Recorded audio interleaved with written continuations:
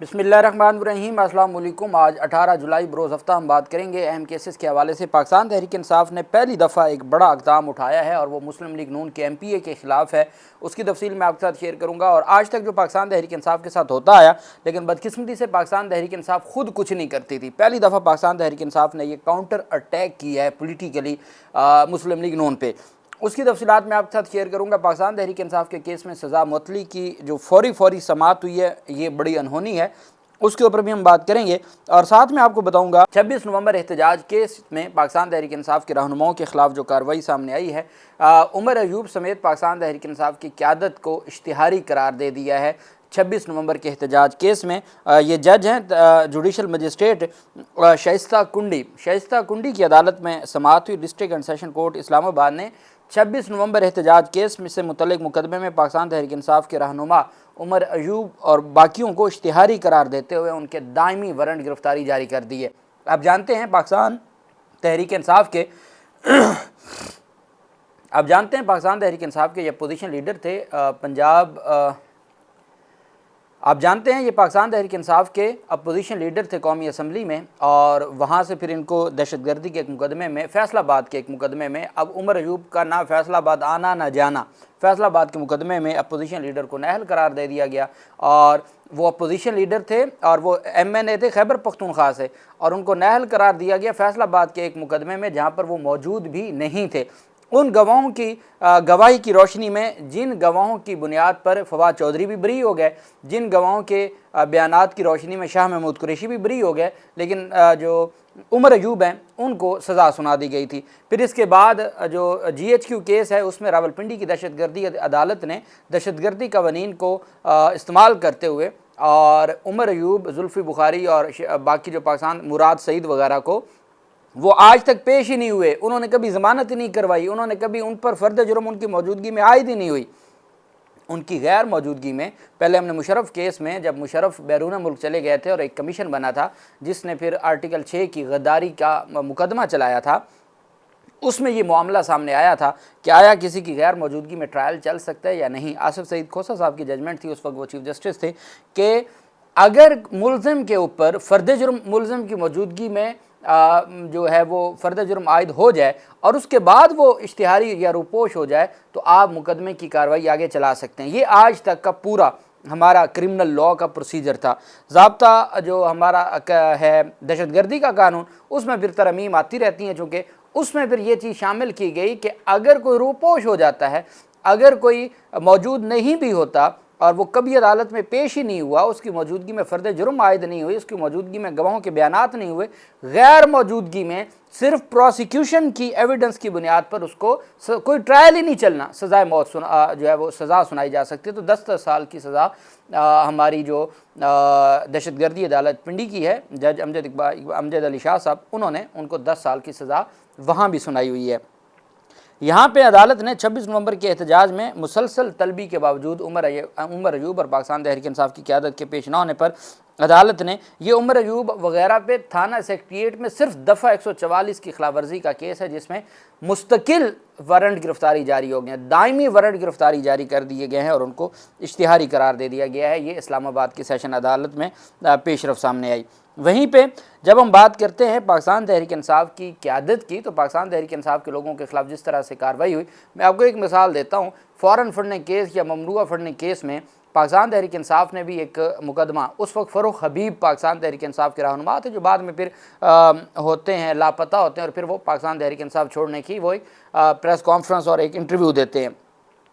पाकिस्तान तहरीक इंसाफ के ख़िलाफ़ scrutiny committee बन गई, पाकिस्तान तहरीक इंसाफ की ममनुआ फंडिंग साबित कर दी और साथ उन्होंने हुक्म दिया कि जी इस पर मुकदमात बनाएं। 2 FIR दर्ज हो गई बैंकिंग जो सर्कल है FIA का, उसकी जानिब से, एक लाहौर में और एक इस्लामाबाद में। इमरान खान को इस्लामाबाद वाले केस में नामजद किया गया, जिसमें अब फ़र्द जुर्म आयद हुई और 7 सितंबर तक अदालत को केस एडजर्न कर दिया गया।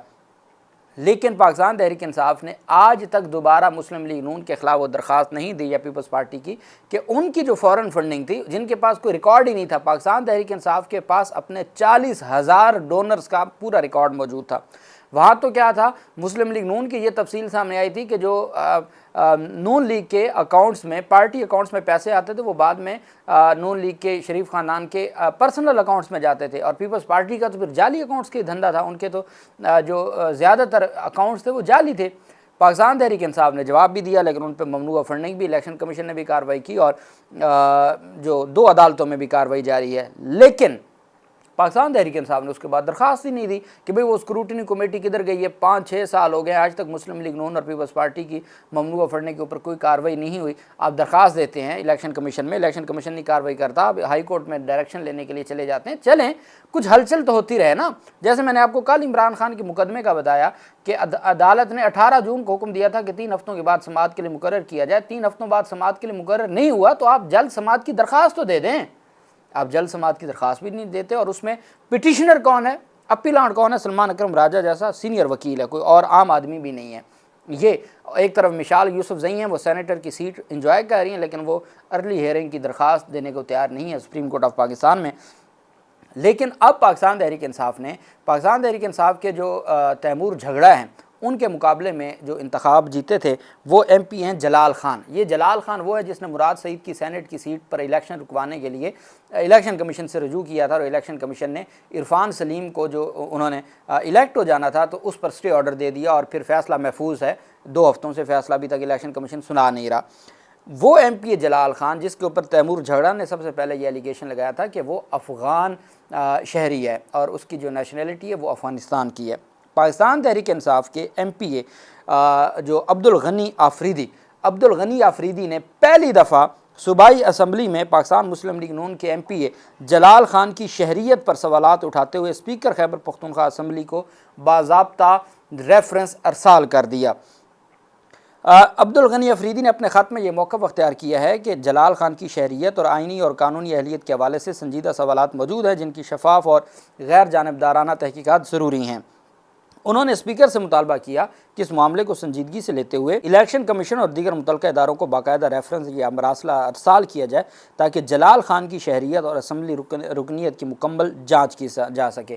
پاکستان تحریک انصاف کے رہنماؤں کا مزید کہنا تھا کہ اگر تحقیقات میں یہ ثابت ہو جائے کہ جلال خان آئینی طور پر رکن اسمبلی بننے کے اہل نہیں تھے تو ان کے خلاف قانون کے مطابق فوجداری کارروائی بھی کی جائے اور ان کو نااہل بھی قرار دیا جائے۔ عبدالغنی آفریدی کا کہنا تھا کہ وہ اپنے موقف پر مکمل ذمہ داری کے ساتھ قائم ہے اور متعلقہ اداروں کی قانونی تحقیقات میں ہر ممکن تعاون کرنے کے لیے تیار ہیں۔ ان کا یہ ماننا ہے کہ اب جو مسلم لیگ نون کے ایم پی اے پشاور سٹی سے جن کو جتوایا گیا وہ سرے سے پاکستانی نہیں ہیں، ان کی جو شہریت ہے وہی انلیگل ہے۔ اب چونکہ اسپیکر کو آپ جب کوئی بھی درخواست دیتے ہیں یا کوئی مراسلہ لکھتے ہیں، اسپیکر اس کی اسکروٹنی کرواتا ہے اور اس کے بعد وہ ریفرنس بھیج دیتا ہے الیکشن کمیشن کو۔ اب یہ پہلا ریفرنس ہوگا جو پاکستان تحریک انصاف کی خیبر پختونخوا اسمبلی کے اسپیکر ایم پی اے جلال خان کے خلاف دائر کریں گے الیکشن کمیشن میں۔ اس میں پھر عبدالغنی آفریدی کو بھی نوٹس ہوگا، اسپیکر کو بھی نوٹس ہوگا، کے پی حکومت کو بھی، اور پھر اس کے بعد جلال خان کو بھی نوٹس ہوگا، اور پھر وہاں وہ ثابت کریں گے کہ ہاں جی جو یہ جتنا کارروائی کی گئی ہے یا ان کی جانب سے یہ جتنا ڈاکومنٹیشن لگائی گئی ہے اور اپنے آپ کو پاکستانی ظاہر کیا گیا ہے وہ سارا غیر قانونی ہے، اور اگر وہ پاکستانی ہیں اور افغان نیشنلٹی کا الزام جھوٹا ہے تو وہ بھی ثابت کریں گے، اور وہ جھوٹا ہوگا تو عبدالغنی آفریدی کے خلاف وہ ڈیفیمیشن کا دعویٰ کر سکتے ہیں، سچا ہوگا تو نہ صرف نااہل ہوں گے بلکہ ان کے اوپر فوجداری جو فراڈ اور جال سازی کا مقدمہ بھی ہوگا۔ یہ ایک بڑی پیش رفت سامنے آئی ہے۔ اب ہم آ جاتے ہیں پاکستان تحریک انصاف کے رہنما ماجد ستی کو قتل کرنے کے کیس میں فرخ کھوکھر جو کہ تاجی کھوکھر کے بیٹے ہیں، تاجی کھوکھر کی ڈیتھ ہو گئی تھی، تو ان کا ایک اپنے ہی ایک بیک گراؤنڈ ہے۔ تو پاکستان تحریک انصاف کے جو ہے ماجد ستی، اس کیس میں عمر قید کی سزا سنائی گئی۔ عمر قید کی سزا 4 دن پہلے سنائی گئی، اور ساتھ ہی انہوں نے فوری طور پر اپنی اپیل بھی دائر کر دی اور سزا معطلی کی درخواست بھی دائر کر۔ عمر قید کا کیس ہے، لاہور ہائی کورٹ میں آپ جانتے ہیں 9 مئی کے مقدمات میں سزا معطلی کی بھی درخواستیں ہیں، پاکستان تحریک انصاف کی اپیلیں بھی، اور جو کچھ وہاں ہوتا ہے وہ ہم سب کے سامنے ہے۔ یہاں پر کیا ہوا کہ وہ عمر قید ان کو سزا ہوئی ہے، اپنی گرفتاری کے اگلے دن وہ اپیل دائر کرتے ہیں۔ Lahore high court Pindi bench پہ اس پر سماعت بھی ہوتی ہے، سزا معطلی کی درخواست اور اپیل کو سماعت کے لیے منظور بھی کیا جاتا ہے اور اگلے ہفتے کے لیے ریکارڈ بھی مانگ لیا جاتا ہے فروخ کھوکھر کیس میں۔ تحریک انصاف کے رہنما ماجد ستی قتل کیس میں سزا پانے والے جمعیت علماء اسلام کے رہنما فروخ تاجی کھوکھر نے فیصلہ چیلنج کیا اور عدالت نے پنڈی بینچ نے سماعت کی، دونوں درخواستیں سماعت کے لیے منظور کرتے ہوئے اگلے ہفتے ریکارڈ طلب کر لیا۔ ہائی کورٹ نے مقدمہ مدعی اور سرکاری پروسیکیوٹر کو بھی نوٹس کیے۔